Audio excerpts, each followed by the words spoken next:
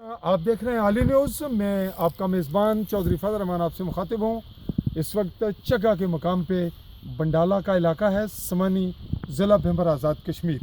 नाजरीन, हम यहाँ एक मीडिया इन्वेस्टिगेशन के लिए हाज़िर हुए हैं और इस वक्त बैकग्राउंड पे आप देख रहे हैं इंतहाई खूबसूरत इलाका चग्गा का।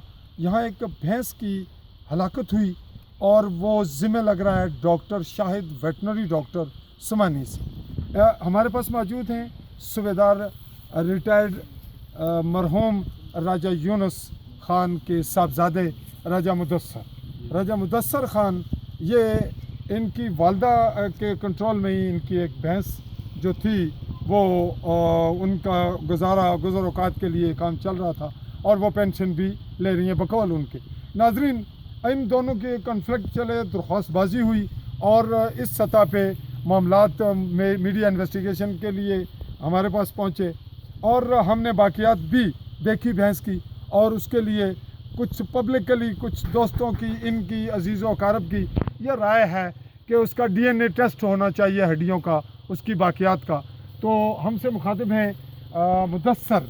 तो मुदस्सर साहब, ये बताएं कि आपकी भैंस को इंजेक्शन कितने लगे?